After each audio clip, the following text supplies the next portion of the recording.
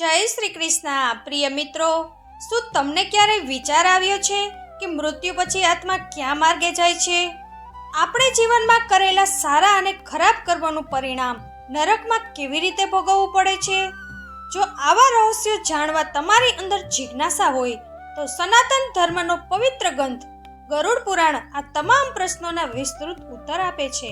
પૌરાણિક કથાઓ અનુસાર કશ્યપ ઋષિના પુત્ર અને ભગવાન વિષ્ણુના વાહન એવા ગરુડ દેવે એક વખત શ્રીહરિ પાસે જીવોના મૃત્યુ પછીના ગતિપથ, યમલોકની કઠિન યાત્રા અને નરકની વિવિધ અવસ્થાઓ વિશે ઊંડાણપૂર્વક પ્રશ્ન કર્યો હતો. ભગવાન વિષ્ણુએ આપેલા તે જ ઉપદેશોનો સંગ્રહ એટલે ગરુડ પુરાણ. આજના આ વિષયમાં અમે તમારા માટે આ દિવ્ય ગ્રંથના અમૂલ્ય જ્ઞાનનો સાર લઈને આવ્યા છીએ. સામાન્ય રીતે એવી પરંપરા પ્રચલિત છે કે ગરુડ પુરાણ માત્ર મૃત્યુ પછી જ વાંચવામાં આવે છે. તેથી ઘણા લોકોમાં એવી માન્યતા બેસી ગઈ છે કે જીવતા મનુષ્યએ આ ગ્રંથનું વાંચન કરવું અશુભ છે. પરંતુ શું આ વિચાર સાચો છે? ચાલો આ પ્રશ્નના ઉત્તરથી આજની ચર્ચાની શરૂઆત કરીએ. શું જીવતા મનુષ્યએ ગરુડ પુરાણ વાંચવું જોઈએ? ગરુડ પુરાણ મૂળ રૂપે ભગવાન વિષ્ણુ અને પક્ષીરાજ ગરુડ વચ્ચે થયેલો પવિત્ર સંવાદ છે. સમાજમાં એવી માન્યતા વ્યાપી ગઈ છે કે જ્યારે ઘરમાં કોઈનું અવસાન થાય ત્યારે જ આ પુરાણનું પઠન કરાય છે. આ કારણે લોકોમાં ભય પેદા થયો છે કે જીવતા વ્યક્તિએ આ ગ્રંથ ન વાંચવો જોઈએ અને ન તો તેને ઘરમાં રાખવો જોઈએ. પરંતુ મિત્રો, આ માન્યતા સંપૂર્ણ રીતે સાચી નથી. ગરુડ પુરાણના આરંભમાં જ તેના પાઠનું મહાત્મ્ય સ્પષ્ટ શબ્દોમાં વર્ણવાયું છે, જેમાં જણાવવામાં આવ્યું છે કે જે વ્યક્તિ શ્રદ્ધા અને વિશ્વાસપૂર્વક આ પુરાણનો અભ્યાસ કરે છે તેને જીવનમાં વિદ્યા, પ્રતિષ્ઠા, ધન અને આરોગ્ય જેવા શુભ ફળ પ્રાપ્ત થાય છે. જે નિયમિત રીતે તેનો પાઠ કરે છે અથવા ધ્યાનપૂર્વક સાંભળે છે તે બ્રહ્માંડના રહસ્યોને સમજવા લાગે છે અને અંતે ઉત્તમ ગતિને પ્રાપ્ત કરે છે. આ ગ્રંથ માત્ર મૃત્યુ પછીના માર્ગની જાણકારી નથી આપતો, પરંતુ મનુષ્યને જીવતા જીવ સાચું અને ધર્મયુક્ત જીવન કેવી રીતે જીવવું તેની પણ યોગ્ય દિશા બતાવે છે. જે મનુષ્ય એકાગ્રચિત થઈને આ મહાપુરાણનો પાઠ કરે છે, સાંભળે છે અથવા સંભળાવે છે, અથવા જે આને લખે છે અથવા લખાવે છે અથવા પુસ્તકના જ રૂપમાં આને પોતાની પાસે રાખે છે, તે જો ધર્મનો અર્થી છે તો તેને ધર્મની પ્રાપ્તિ થાય છે. જો તે અર્થનો અભિલાષી છે તો અર્થ પ્રાપ્ત કરે છે. જે મનુષ્યના હાથમાં આ મહાપુરાણ વિદ્યમાન છે તેના હાથમાં જ નીતિઓનો ભંડાર છે. જે પ્રાણી આ પુરાણનો પાઠ કરે છે અથવા તેને સાંભળે છે તે ભોગ અને મોક્ષ બંનેને પ્રાપ્ત કરી લે છે. આ મહાપુરાણને વાંચવા અને સાંભળવાથી મનુષ્યના ધર્મ, અર્થ, કામ અને મોક્ષ આ ચારેય પુરુષાર્થોની સિદ્ધિ થઈ જાય છે.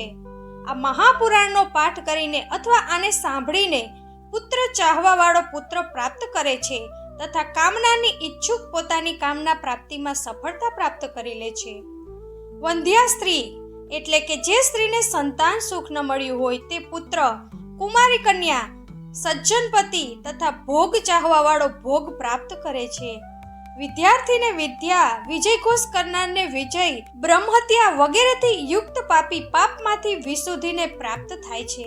એટલું જ નહીં, મંગળ કામના કરવાવાળી વ્યક્તિ પોતાનું મંગળ, ગુણોનો ઈચ્છુક વ્યક્તિ ગુણ, કાવ્ય કરવાવાળો અભિલાષી મનુષ્ય કાવ્યત્વ શક્તિ અને જીવનનું સાર તત્વ ચાહવાવાળો વ્યક્તિ સાર તત્વ પ્રાપ્ત કરે છે.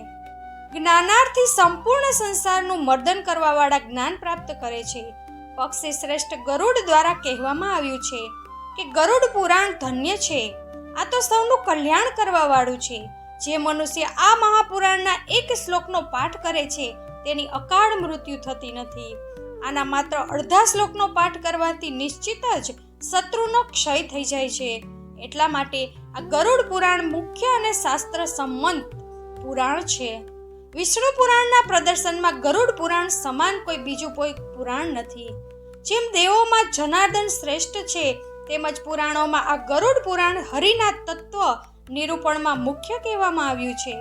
આ ગરુડ પુરાણમાં હરિ જ પ્રતિપાદ્ય છે, તેથી હરિ જ નમસ્કાર કરવા યોગ્ય છે, હરિ જ શરણીય છે અને હરિ જ બધી રીતે સેવા કરવા યોગ્ય છે. આ ગરુડ પુરાણ અત્યંત પવિત્ર અને પુણ્યદાયક છે. આ તમામ પાપોનું વિનાશક અને સાંભળનારાઓની સમસ્ત કામનાઓનું પૂરક છે. આનું સદૈવ શ્રવણ કરવું જોઈએ. જે મનુષ્ય આ મહાપુરાણને સાંભળે છે અથવા આનો પાઠ કરે છે તે નિષ્પાપ થઈને યમરાજની ભયંકર યાતનાઓને તોડીને સ્વર્ગને પ્રાપ્ત કરે છે. હવે તમે જ જણાવો કે આ કેવી રીતે સંભવ છે કે જો કોઈ મનુષ્ય પોતાના જીવનકાળમાં આ પવિત્ર પુરાણનો નિયમિત પાઠ કરે તો તેની સાથે કોઈ અશુભ વસ્તુ થાય? તો મિત્રો, જો મારું માનો તો આ માત્ર એક ભ્રમ છે અને બીજું કંઈ જ નથી. એટલા માટે કોઈ પણ ભય વગર જો સંભવ હોય તો આ પવિત્ર પુરાણનો નિયમિત પાઠ કરો અને પોતાના જીવનને ખુશહાલ બનાવો. આ મહાપુરાણનો નિયમિત પાઠ કરવાનો સૌથી મોટો લાભ એ છે કે મનુષ્ય જીવન અને મૃત્યુ પછી થનારા રહસ્યોને ખૂબ જ સરળતાથી સમજી શકાય છે. કારણ કે ગરુડ પુરાણમાં મનુષ્ય દ્વારા જીવતા રહીને કરવામાં આવતા કર્મો વિશે જણાવવામાં આવ્યું છે કે કયું કર્મ સારું છે અને કયું ખરાબ છે. આ સિવાય આ પુરાણમાં મૃત્યુ પછી મળતી સજાઓ વિશે પણ જણાવવામાં આવ્યું છે. એટલે કે એવું કહી શકાય કે આ પુરાણમાં વર્ણવેલી વાતોને જો સંપૂર્ણ માનવજાતિ પોતાની અંદર આત્મસાત કરી લે તો એક સારા સમાજનું નિર્માણ કરી શકાય છે. મૃત્યુ પછી આત્મા સાથે શું થાય છે? ગરુડ પુરાણમાં વર્ણવેલી કથા અનુસાર એક દિવસ ભગવાન વિષ્ણુના વાહન ગરુડ તેમને પૂછે છે કે હે નારાયણ, હું એ જાણવા માંગુ છું કે મૃત્યુ પછી આત્માનું શું થાય છે અને તે જીવાત્મા કેટલા દિવસો પછી યમલોક પહોંચે છે.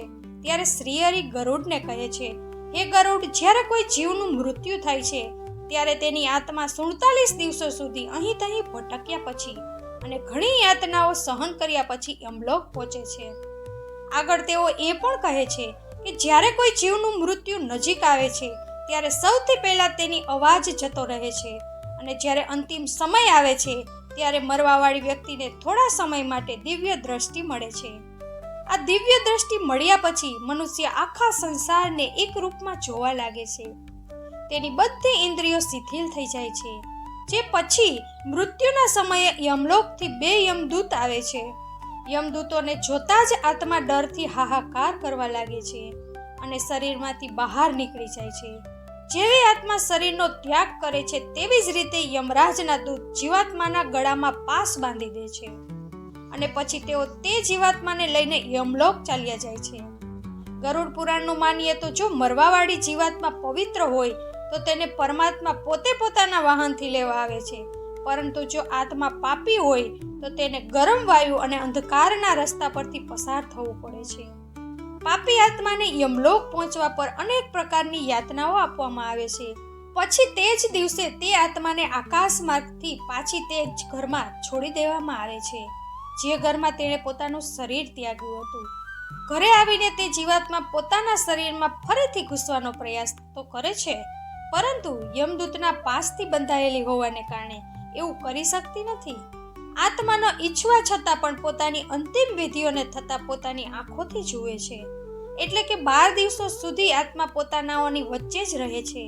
13મા દિવસે જ્યારે આત્માનું પિંડદાન કરવામાં આવે છે ત્યારે તેને યમદૂત એકવાર ફરીથી લેવા આવી જાય છે. એટલા માટે મિત્રો, હિન્દુ ધર્મમાં એવું માનવામાં આવે છે કે મનુષ્યના મૃત્યુના 13 દિવસ સુધી પિંડદાન જરૂર કરવું જોઈએ. પિંડદાનથી સૂક્ષ્મ શરીરને ચાલવાની શક્તિ મળે છે, છતાં પણ આ પછી આત્માની યમલોક સુધીની સફર કઠિન જ રહે છે. આ પછી શરૂ થાય છે વૈતરણી નદી પાર કરવાની યાત્રા. જો મનુષ્યએ જીવતે જીવ ગૌદાન કર્યું હશે તો તે ગાયની પૂંછડી પકડીને વૈતરણી નદી પાર કરી જશે. અન્યથા આ નદી પાર કરતી વખતે પણ પાપી જીવાત્માને ઘણી યાતનાઓમાંથી પસાર થવું પડે છે. ગરુડ પુરાણમાં વૈતરણી નદીને ગંગા નદીનું રૌદ્ર સ્વરૂપ કહેવામાં આવ્યું છે. આ નદીમાંથી હંમેશા અગ્નિની જ્વાળાઓ નીકળતી રહે છે, જે કારણસર તે જોવામાં લાલ પ્રતીત થાય છે. આ નદીમાંથી પસાર થતી વખતે જીવાત્માને ઘણા ખતરનાક જીવોનો ડંખ સહન કરવો પડે છે. આમાંથી પસાર થતી વખતે આત્માને એવું અનુભવાય છે જાણે કોઈ તેને આમાં ડૂબાડવા માંગતું હોય. વૈતરણી નદી પાર કરતી વખતે તેને પીડામાંથી પસાર થવું પડે છે. આ રીતે પાપી જીવાત્માને આ નદી પાર કરવામાં બીજા 34 દિવસનો સમય લાગે છે, જે પછી જીવાત્મા યમદૂતો સાથે યમલોક પહોંચી જાય છે. જ્યારે તેને તેના કર્મો અનુસાર સજા ભોગવવા માટે નરકમાં મોકલી દેવામાં આવે છે.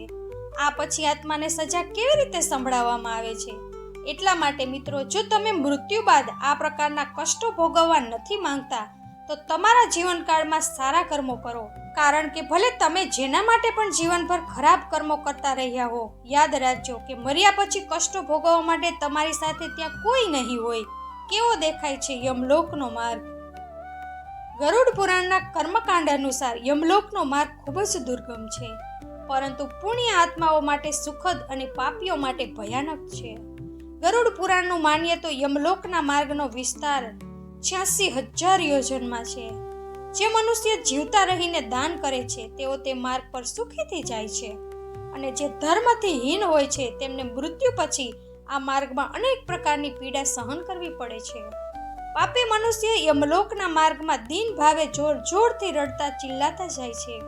એટલું જ નહીં, યમરાજના દૂત પણ આ માર્ગમાં પાપી આત્મા પર ચાબુક વગેરેથી તથા અનેક પ્રકારના શસ્ત્રોથી તેમના પર આઘાત કરતા રહે છે, અને તેઓ અહીં તહીં ભાગતા ખૂબ કષ્ટથી તે પથ પર ચાલી શકે છે.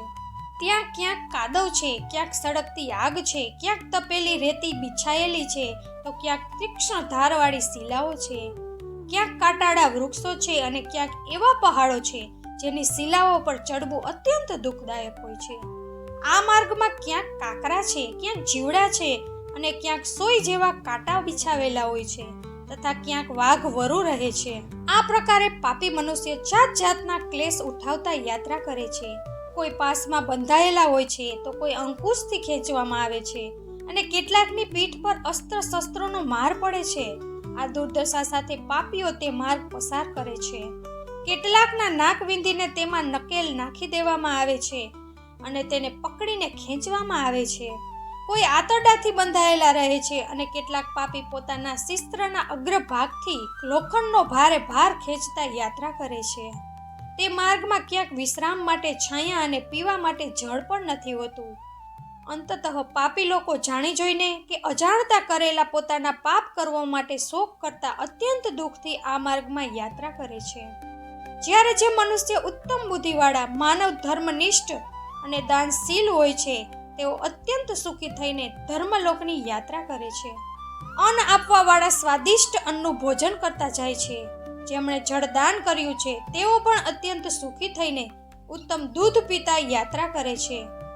છાશ અને દહીં દાન કરવાવાળા તેનાથી સંબંધિત ભોગ પ્રાપ્ત કરે છે. સાથે જ ઘી, મધ અને દૂધનું દાન કરવાવાળા પુરુષ અમૃત પાન કરતા ધર્મ મંદિર જાય છે. એટલું જ નહીં, વસ્ત્ર દાન કરવાવાળો પુરુષ દિવ્ય વસ્ત્રોથી સુશોભિત થઈને યાત્રા કરે છે. જેણે આભૂષણ દાન કર્યું છે તે માર્ગ પર દેવતાઓના મુખેથી પોતાની સ્તુતિ સાંભળતો જાય છે. ગૌદાનના પુણ્યથી મનુષ્ય બધા પ્રકારના સુખ ભોગથી સંપન્ન થઈને જાય છે. ઘોડા, હાથી તથા રથની સવારીનું દાન કરવાવાળો પુરુષ સંપૂર્ણ ભોગોથી મુક્ત વિમાન દ્વારા ધર્મરાજના મંદિરે જાય છે. જે શ્રેષ્ઠ પુરુષો માતા પિતાની સેવા શુશ્રૂષા કરી છે તે દેવતાઓથી પૂજિત થઈ પ્રસન્ન થઈને ધર્મરાજના ઘરે જાય છે. જે યતિઓ, વ્રતધારીઓ તથા શ્રેષ્ઠ બ્રાહ્મણોની સેવા કરે છે તે મોટા સુખથી ધર્મલોક જાય છે. જે સંપૂર્ણ ભૂતો, પ્રાણીઓ પ્રત્યે દયા ભાવ રાખે છે તે દેવતાઓથી પૂજિત થઈ સર્વભોગ સમન્વિત વિમાન દ્વારા યાત્રા કરે છે. વિદ્યાદાનમાં તત્પર રહે છે તે બ્રહ્માજીથી પૂજિત થતો જાય છે. પુરાણ પાઠ કરવાવાળો પુરુષ મુનીશ્વરો દ્વારા પોતાની સ્તુતિ સાંભળતો યાત્રા કરે છે. આ પ્રકારે ધર્મપરાયણ પુરુષ સુખપૂર્વક ધર્મરાજના નિવાસ સ્થાને જાય છે. અને જ્યારે આવી પુણ્ય આત્મા યમલોકના દ્વાર પર પહોંચે છે તો ધર્મરાજ 4 ભુજાઓથી યુક્ત થઈ શંખ, ચક્ર, ગદા અને ખડગ ધારણ કરીને પોતાના સ્નેહથી મિત્રની જેમ તે પુણ્યાત્મા પુરુષની પૂજા કરે છે.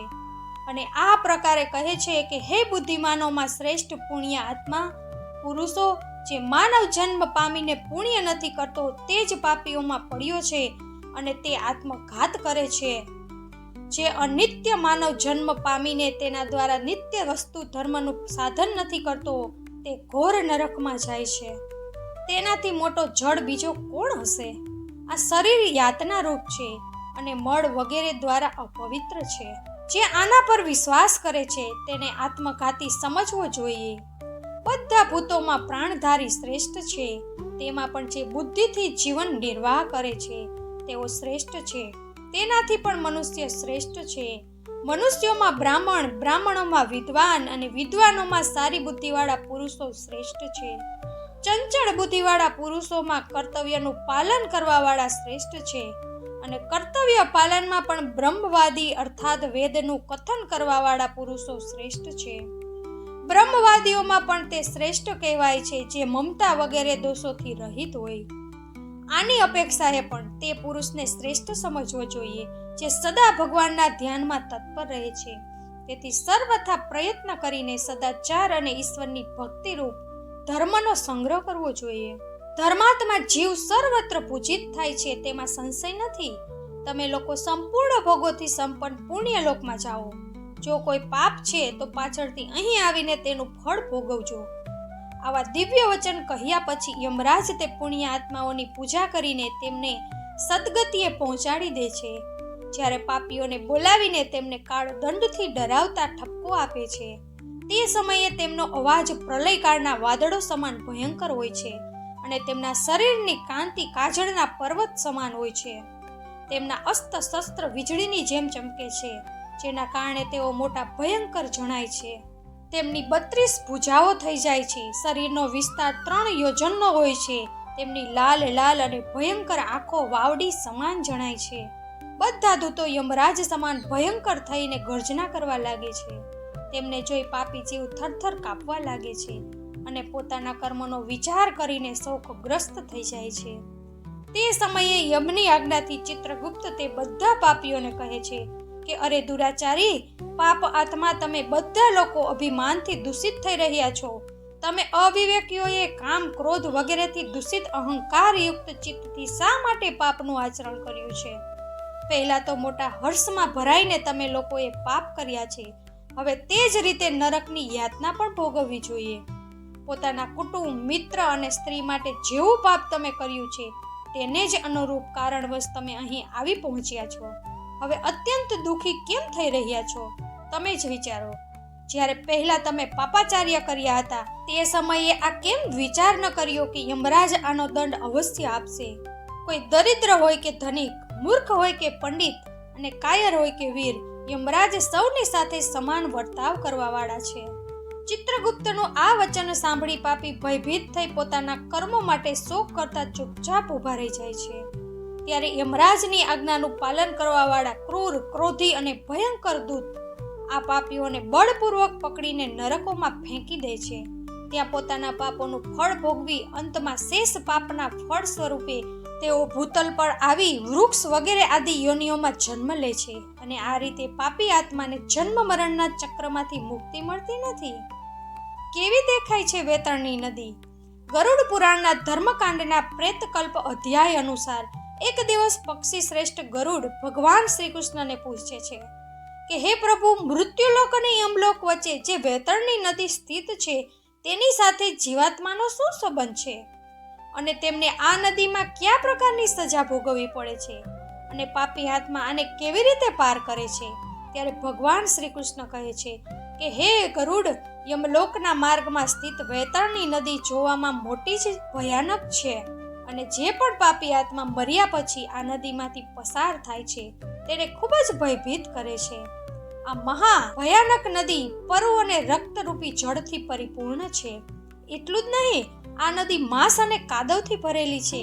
આ નદી પાપીઓને જોઈને અનેક પ્રકારના ભયાનક સ્વરૂપ ધારણ કરી લે છે.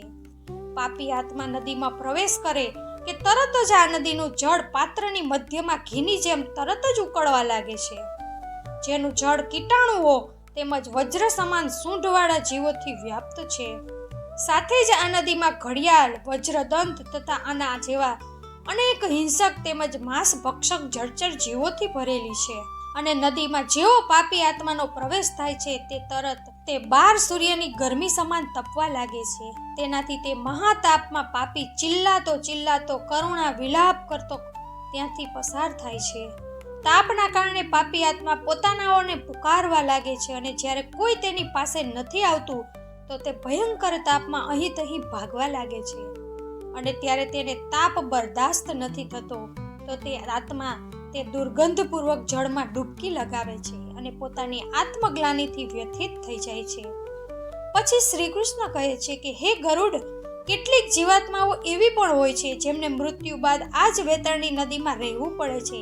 જેમ કે જે પોતાના જીવનકાળમાં આચાર્ય, ગુરુ, માતા પિતા તેમજ અન્ય વૃદ્ધજનોની અવજ્ઞા કરે છે, તેને આ મહાનદીમાં રહેવું પડે છે.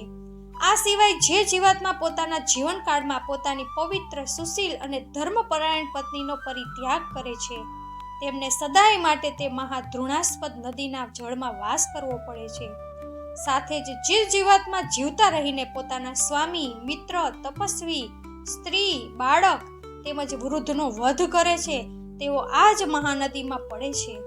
સાથે જ આગ લગાવવા વાળો, ઝેર આપવા વાળો, ખોટી સાક્ષી આપવા વાળો, મદિરા પીવા વાળો, યજ્ઞનો વિધ્વંસ કરવા વાળો, રાજપત્ની સાથે ગમન કરવા વાળો, ચાંડીખોરી કરવા વાળો, કથામાં વિઘ્ન કરવા વાળો, પોતાની આપેલી વસ્તુનું અપહરણ કરવા વાળો, ખેતરની પાળ અને પુલ તોડવા વાળો, બીજાની પત્ની પર નજર રાખવા વાળો, તરસ્યા ગાયોની વાવ તોડવા વાળો, કન્યા સાથે વ્યભિચાર કરવા વાળો, કપિલા ગાયનું દૂધ પીવા વાળો શૂદ્ર તથા માંસ ખાવા વાળો બ્રાહ્મણ મર્યા પછી વેતરણી નદીમાં વાસ કરે છે. આ બધા સિવાય અહંકારી પાપી તથા પોતાની ખોટી પ્રશંસા કરવા વાળો, કૃતજ્ઞ, ગર્ભપાત કરવા વાળો વેતરણીમાં નિવાસ કરે છે. પરંતુ આ પાપી જીવાત્માઓમાં જેણે મકર અને કર્કની સંક્રાંતિ, સૂર્ય ચંદ્ર ગ્રહણ, સંક્રાંતિ, અમાસ અથવા અન્ય પુણ્ય કાળ આવવા પર શ્રેષ્ઠતમ દાન આપ્યું હોય, તેને એક નિશ્ચિત સમય પછી આ નદીમાંથી યમદૂતો દ્વારા કાઢી લેવામાં આવે છે. એટલા માટે પ્રાણીઓએ જોઈએ કે તે જીવતા રહીને દાન કરે અને ધર્મનો સંગ્રહ કરે. આ સિવાય જે જીવાત્મા જીવતા રહીને ગૌદાન કરે છે, એટલે કે કાળા અથવા લાલ રંગની ગાયને 2 કાળા રંગના વસ્ત્રોથી ઢાંકીને બ્રાહ્મણોને દાન આપી દે છે, તેને પણ આ નદીની યાતનાઓમાંથી મુક્તિ મળી જાય છે. એટલા માટે હિન્દુ ધર્મમાં મૃત્યુ પહેલા ગૌદાન કરવામાં આવે છે. એવું માનવામાં આવે છે કે ગૌદાન કરવાથી મનુષ્ય તે જ ગાયની પૂંછડી પકડીને તે નદીને પાર કરે છે અને તેને સુકર્મના પ્રભાવથી લૌકિક અને પારલૌકિક સુખની પ્રાપ્તિ થાય છે. એટલા માટે મિત્રો, મનુષ્યએ જોઈએ કે તે પોતાના જીવનકાળમાં વધુમાં વધુ ધર્મનો સંગ્રહ કરે, જેથી તેને મૃત્યુ પછી કોઈ પણ પ્રકારનું કષ્ટ ભોગવવું ન પડે. કેવો દેખાય છે યમલોક? ગરુડ પુરાણમાં જ્યારે ગરુડ ભગવાન શ્રી હરિ વિષ્ણુને યમલોકના વિષયમાં પ્રશ્ન કરે છે, ત્યારે ઉત્તરમાં ભગવાન યમલોક સુધી જનારા રસ્તાઓ અને યમલોકની વ્યાખ્યા કરે છે. તો આવો જાણીએ ભગવાન વિષ્ણુએ યમલોકનું વર્ણન કઈ રીતે કર્યું છે. વાસ્તવમાં યમલોક તે જ આત્માઓને લઈ જવામાં આવે છે જે પાપી હોય છે. યમલોકમાં યમરાજ નિવાસ કરે છે. જે આત્માઓએ સારા કર્મો કર્યા હોય છે, જેમ કે દયા, દાન વગેરે, તેમને સ્વર્ગલોકની પ્રાપ્તિ થાય છે. જ્યારે કોઈ પાપી વ્યક્તિના મૃત્યુનો સમય નજીક આવે છે, ત્યારે યમરાજના દૂત તેની પાસે આવે છે અને જેવી આત્મા શરીરમાંથી બહાર નીકળે છે, યમદૂત આત્માને પોતાની સાથે યમલોક લઈ જાય છે. યમદૂતોનું રૂપ ખૂબ જ ભયંકર હોય છે.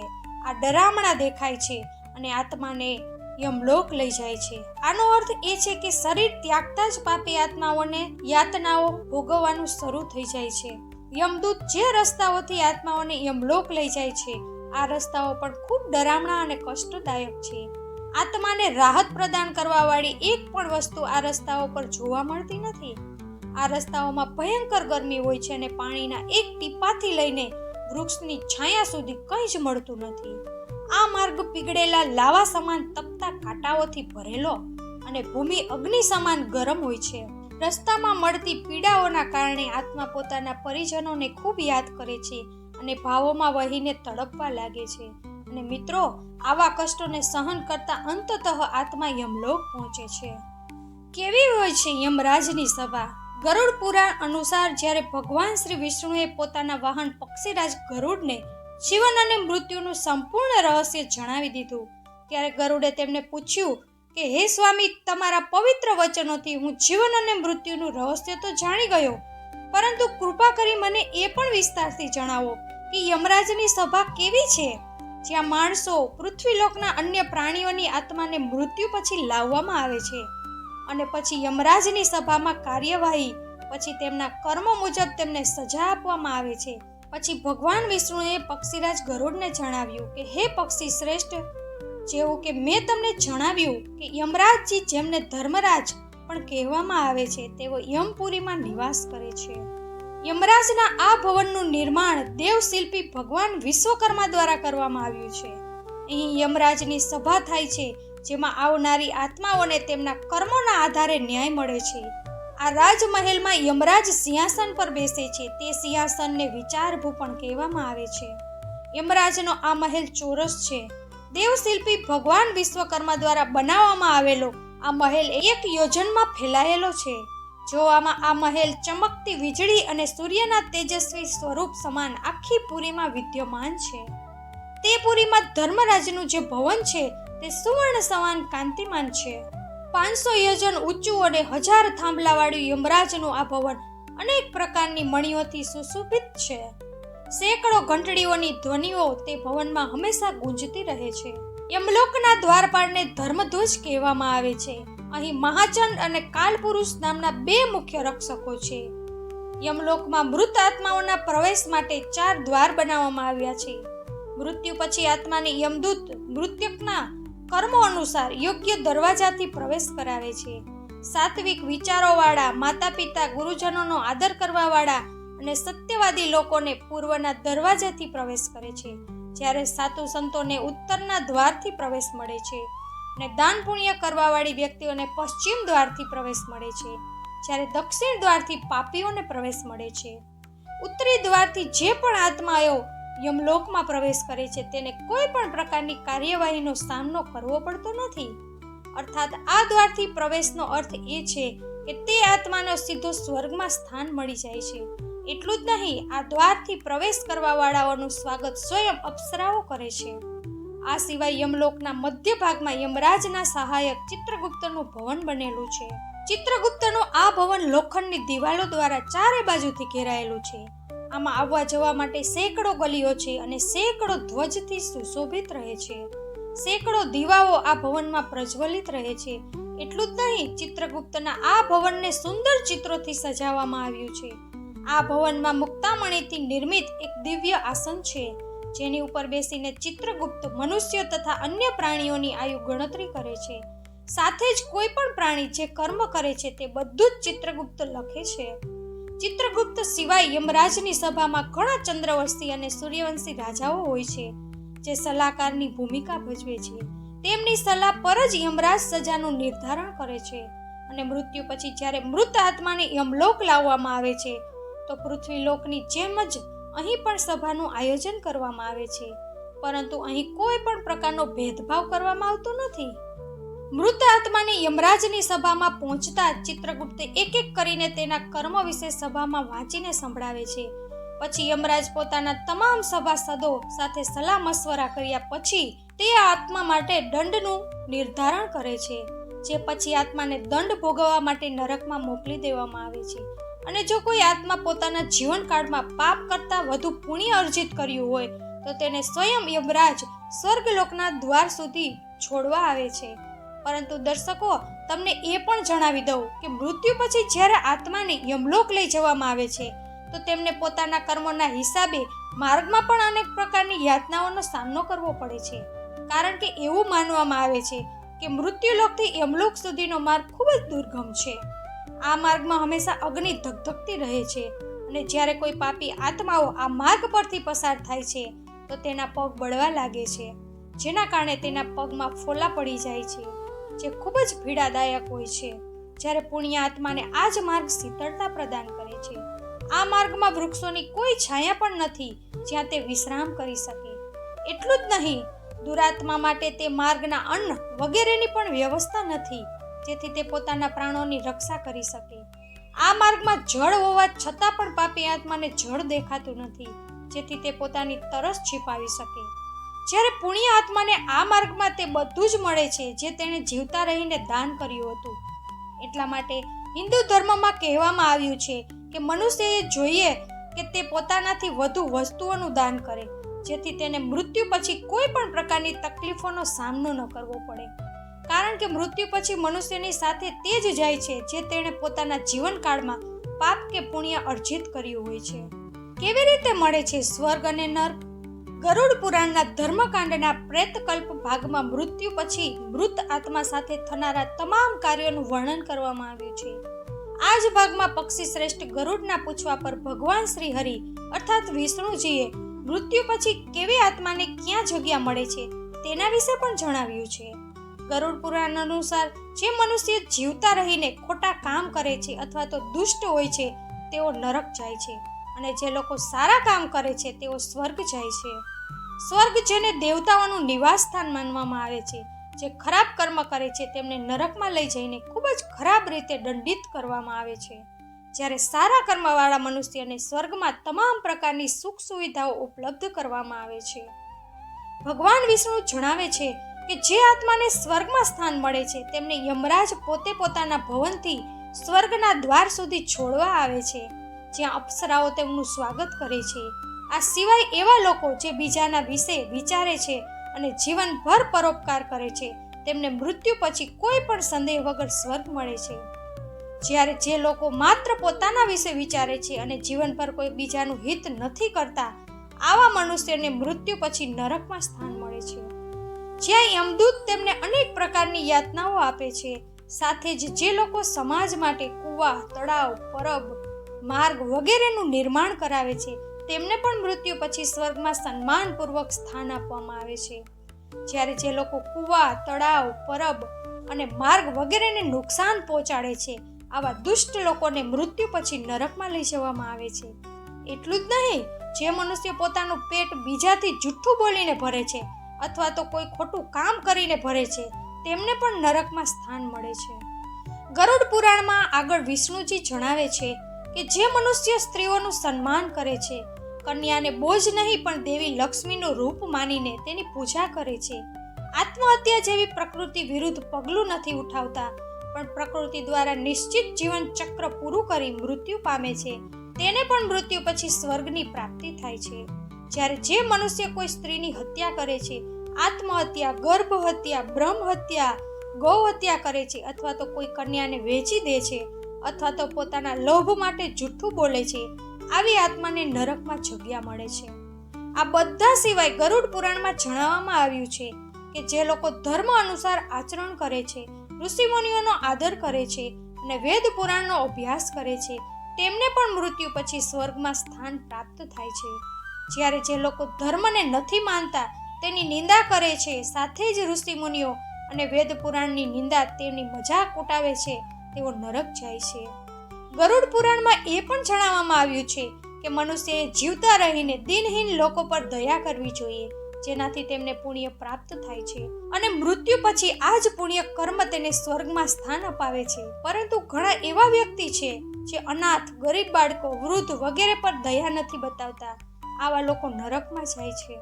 આ સિવાય ગરુડ પુરાણમાં એ પણ જણાવવામાં આવ્યું છે મનુષ્ય જ્યારે ભોજન કરે તો તે પહેલા તેણે કોઈને અવશ્ય ભોજન કરાવવું જોઈએ, અથવા જ્યારે પણ કોઈ તેના દરવાજે દિનહીન વ્યક્તિ ખાવાનું માંગવા કે પાણી માંગવા આવે તો તેને અવશ્ય જમાડવો જોઈએ અને પાણીની તરસ છીપાવવી જોઈએ.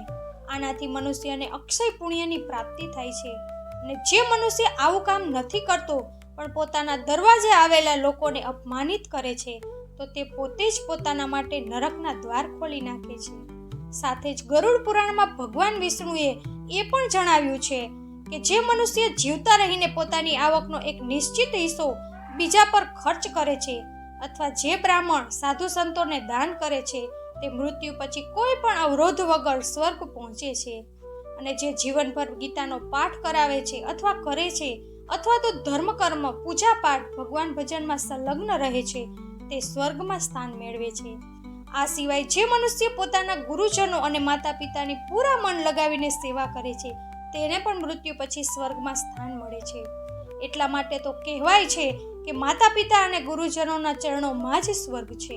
તો મિત્રો, જો તમે પણ જીવન સાથે જોડાયેલા આ ગૂઢ રહસ્યને જાણી ગયા છો તો આજથી જ ખરાબ કામ કરવાનું છોડી દો અને જેટલું થઈ શકે તેટલું દિનહીન લોકોની મદદ કરો, જેથી મૃત્યુ પછી તમને કોઈ પણ પ્રકારનું કષ્ટ ભોગવવું ન પડે. કારણ કે ગરુડ પુરાણમાં એ પણ જણાવવામાં આવ્યું છે કે મનુષ્ય જીવનભર જેવું કર્મ કરે છે તેને મૃત્યુ પછી તે અનુસાર સારા કે ખરાબ કર્મનું ફળ ભોગવવું પડે છે. અકાળ મૃત્યુ પછી મળતી સજા મિત્રો, ગરુડ પુરાણમાં જણાવવામાં આવ્યું છે કે મનુષ્યના જીવનનું 7 ચક્ર નિશ્ચિત છે અને જો કોઈ મનુષ્ય આ ચક્ર પૂરું નથી કરતો અથવા જે અકાળ મૃત્યુ પામે છે તેને મૃત્યુ પછી પણ અનેક પ્રકારના કષ્ટો ભોગવવા પડે છે. પરંતુ સૌથી પહેલા એ જાણવું આવશ્યક છે કે અકાળ મૃત્યુ શું હોય છે, અર્થાત કયા પ્રકારના મૃત્યુને ગરુડ પુરાણમાં અકાળ મૃત્યુની શ્રેણીમાં રાખવામાં આવ્યું છે.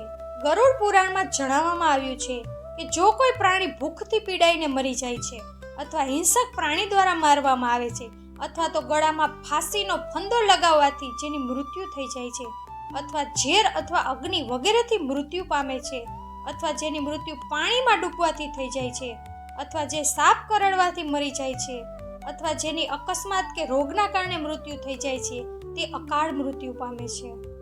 પરંતુ મિત્રો, ગરુડ પુરાણમાં આત્મહત્યાને સૌથી નિંદનીય અને ઘૃણાસ્પદ અકાળ મૃત્યુ બતાવવામાં આવ્યું છે.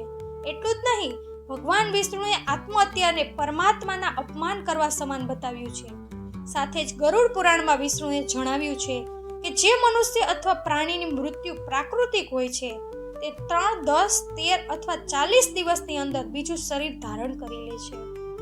પરંતુ જે વ્યક્તિ આત્મહત્યા જેવો ઘૃણાસ્પદ અપરાધ કરે છે તે પ્રાણીની જીવાત્મા પૃથ્વીલોક પર ત્યાં સુધી ભટકતી રહે છે જ્યાં સુધી તે પ્રકૃતિ દ્વારા નિર્ધારિત પોતાના જીવન ચક્રને પૂરું ન કરી લે. આવી જીવાત્માને ન તો સ્વર્ગલોકની પ્રાપ્તિ થાય છે અને ન તો નરકલોકની. જીવાત્માની આ અવસ્થાને અગતિ કહેવામાં આવે છે. એટલા માટે ગરુડ પુરાણમાં જણાવવામાં આવ્યું છે કે આત્મહત્યા કરવાવાળી આત્મા અકાળ મૃત્યુ પામનાર તમામ આત્માઓમાં સૌથી કષ્ટદાયક અવસ્થામાં પહોંચી જાય છે અને અકાળ મૃત્યુ પામનાર આત્મા પોતાની તમામ ઈચ્છાઓ એટલે કે ભૂખ, તરસ, સંભોગ, સુખ, રાગ, ક્રોધ, દોષ, લોભ, વાસના વગેરેની પૂર્તિ માટે અંધકારમાં ત્યાં સુધી ભટકતી રહે છે જ્યાં સુધી તેનું પરમાત્મા દ્વારા નિર્ધારિત જીવનચક્ર પૂરું ન થઈ જાય. પરંતુ હવે અહીં એ સવાલ ઉઠે છે કે કોઈ પણ પ્રાણીની અકાળ મૃત્યુ કેમ થાય છે? તો મિત્રો, હું તમને જણાવી દઉં કે આનું પણ ગરુડ પુરાણમાં વર્ણન કરવામાં આવ્યું છે, જેના અનુસાર જ્યારે વિધાતા દ્વારા નિશ્ચિત કરવામાં આવેલી મૃત્યુ પ્રાણીની પાસે આવે છે તો શીઘ્ર જ તેને લઈને મૃત્યુ લોકથી ચાલી જાય છે. પ્રાચીન કાળથી જ વેદનું એક કથન છે કે મનુષ્ય 100 વર્ષ સુધી જીવતો રહે છે, પરંતુ જે વ્યક્તિ નિંદિત કર્મ કરે છે તે શીઘ્ર જ વિનષ્ટ થઈ જાય છે.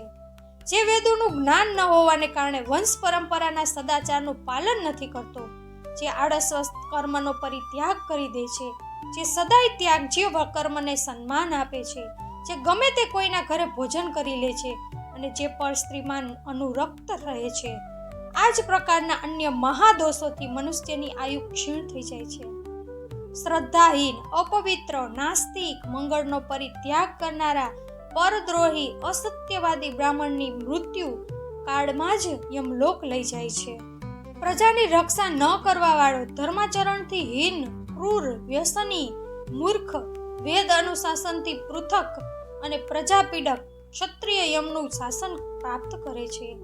આવા દોષી બ્રાહ્મણ તેમજ ક્ષત્રિય મૃત્યુના વશીભૂત થઈ જાય છે અને આ યાતનાને પ્રાપ્ત કરે છે.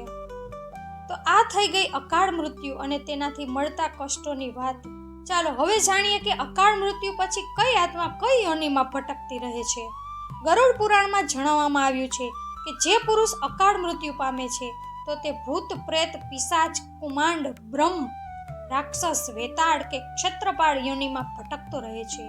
જ્યારે કોઈ સ્ત્રી અકાળ મૃત્યુ પામે છે તો તે પણ આ જ પ્રકારની યોનિમાં ભટકતી રહે છે, પરંતુ તેને અલગ અલગ નામોથી ઓળખવામાં આવે છે. જેમ કે જો કોઈ નવયુવતી સ્ત્રી કે પ્રસૂતા અકાળ મૃત્યુ પામે છે તો તે ચુડેલ બની જાય છે. જ્યારે કોઈ કુમારી કન્યાની અકાળ મૃત્યુ થઈ જાય છે તો તેને દેવ યોનિમાં ભટકવું પડે છે.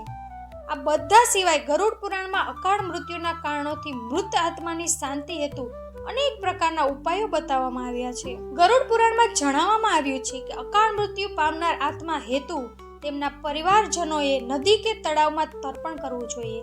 સાથે જ મૃતાત્માની ઈચ્છાની પૂર્તિ માટે પિંડદાન અથવા સત્કર્મ જેવા દાન, પુણ્ય અથવા ગીતાનો પાઠ કરાવવો જોઈએ. આ કાર્ય ઓછામાં ઓછા 3 વર્ષ સુધી ચાલતું રહેવું જોઈએ. સાથે જ વર્ષી આવવા પર ભૂખ્યા બ્રાહ્મણ બાળકોને ભોજન કરાવવું જોઈએ, જેથી મૃત આત્માને જલ્દીમાં જલ્દી મુક્તિ મળી શકે. આમ તો અકસ્માત, રોગ કે અન્ય કોઈ પણ પ્રકારની અકાળ મૃત્યુને રોકવી તો આપણે માણસોના વશમાં નથી, પરંતુ આત્મહત્યાને આપણે રોકી શકીએ છીએ. જ્યારે પણ તમારા મનમાં આત્મહત્યા કરવાનો ખ્યાલ આવે તો તે પહેલાં તેની સાથે જોડાયેલા પરિણામોને અવશ્ય જાણી લો. કારણ કે અવારનવાર લોકો એવું વિચારીને જ આત્મહત્યા જેવું પગલું ભરી લે છે તેમને તમામ કષ્ટોમાંથી મુક્તિ મળી જશે. પરંતુ મિત્રો, અજ્ઞાનતાને કારણે તેઓ નથી જાણતા કે મૃત્યુ પછી તેમને વર્તમાનમાં થઈ રહેલા કષ્ટો કરતાં પણ વધારે જ કષ્ટો ભોગવવા પડશે. આ બધા સિવાય ગરુડ પુરાણમાં ભગવાન વિષ્ણુએ એ પણ જણાવ્યું છે કે જ્યારે શિશુ ગર્ભમાં 6 માસનો થઈ જાય છે તો તે ભૂખ તરસને અનુભવવા લાગે છે અને માતાના ગર્ભમાં પોતાનું સ્થાન બદલવાને લાયક પણ થઈ જાય છે. ત્યારે તે કંઈક કષ્ટ પણ ભોગવે છે. માતા જે પણ ખાવાના રૂપમાં ગ્રહણ કરે છે તે તેની કોમળ ત્વચા પરથી પસાર થાય છે અને આ કષ્ટોના કારણે ઘણીવાર શિશુ માતાના ગર્ભમાં જ બેભાન થઈ જાય છે. 6 માસ પછી શિશુનું મસ્તક નીચેની તરફ અને પગ ઉપર થઈ જાય છે. એવી સ્થિતિમાં તે ઈચ્છવા છતાં પણ અહીં તહીં હલી શકતો નથી. તે પોતાની જાતને એક પાંજરામાં બંધ પક્ષીની જેમ અનુભવે છે. એવામાં શિશુ ઈશ્વરની સ્તુતિ કરવા લાગે છે અને કહે છે કે હે લક્ષ્મીપતિ, હે જગત ધારા, સંસારને પાળનારા ભગવાન વિષ્ણુનો હું શરણાગત થાઉં છું. હે ભગવાન, આ યોનિમાંથી અલગ થઈ તમારા ચરણોનું સ્મરણ ફરી કરી શકું એવા ઉપાય કરીશ જેથી હું મુક્તિને પ્રાપ્ત કરી શકું. આ પછી પોતાની આસપાસ ગંદકી જોઈને તે ફરીથી ભગવાનને પ્રાર્થના કરે છે અને કહે છે કે હે ભગવાન, મને ક્યારે બહાર કાઢશો? બધા પર દયા કરવા વાળા ઈશ્વરે મને જ્ઞાન આપ્યું છે. તે ઈશ્વરની હું શરણમાં જાઉં છું, એટલા માટે મારો પુનઃજન્મ મરણ થવો ઉચિત નથી. અને અંતમાં ભગવાન વિષ્ણુ પક્ષીરાજ ગરુડને કહે છે કે આ જ કારણ છે કે ગર્ભમાં પહોંચીને જે જીવાત્મા જેવું ચિંતન કરે છે, શરીરધારી એવો જ જન્મ લઈને બાળક, યુવા અને વૃદ્ધ થાય છે. જો ગર્ભમાં વિચારેલી વાત સાંસારિક મોહના કારણે વિસ્મૃત થઈ જાય છે તો પુનઃ મૃત્યુ કાળમાં તેની યાદ આવી જાય છે. જો શરીરના કષ્ટ થવા પર તે હૃદયમાં જ રહી જાય છે તો પુનઃ ગર્ભમાં જવા પર તેનું સ્મરણ થવું નિશ્ચિત છે. તો મિત્રો, ગરુડ પુરાણ આપણને માત્ર મૃત્યુ પછીની યાતનાની વાત નથી જણાવતું, પરંતુ જીવતા જીવનને કેવી રીતે શુદ્ધ અને સારા કર્મોથી ભરેલું બનાવવું તેની પણ શિક્ષા આપે છે. માનવ જન્મ બહુ દુર્લભ છે. જે મનુષ્ય આ જીવનમાં ધર્મ, દયા, સત્ય, દાન અને ભગવાનના સ્મરણને અપનાવે છે તે મૃત્યુ પછી યમલોકની યાતનાઓથી બચી જાય છે અને સુખ ગતિને પ્રાપ્ત કરે છે. અંતતઃ આજે જ સંકલ્પ કરો કે આપણે પાપના માર્ગે નહીં જઈએ, સારા કર્મો કરીશું, માતા પિતાની સેવા કરીશું, અતિથિનું સન્માન કરીશું અને ભગવાનના નામનું સ્મરણ કરીશું. કારણ કે મૃત્યુ નિશ્ચિત છે, પરંતુ ગતિ આપણા કર્મો પર આધાર રાખે છે. જો તમને આજની આ પવિત્ર કથા પસંદ આવી હોય તો કૃપા કરીને આ વિડીયોને એક લાઈક કરો અને કમેન્ટમાં જય શ્રી કૃષ્ણ જરૂર લખી દો. તેમજ તમારા મિત્રો અને પરિવારજનો સાથે શેર કરો જેથી તેને પણ આ જ્ઞાનવર્ધક માહિતી મળી શકે. જો તમે અમારી ચેનલ પર પહેલી વાર આવ્યા હોય તો ચેનલને સબસ્ક્રાઇબ કરવાનું ન ભૂલતા. ભગવાન તમારી બધી મનોકામના પૂર્ણ કરે. હંમેશા ખુશ રહો, સ્વસ્થ રહો. જય શ્રી કૃષ્ણ. રાધે રાધે.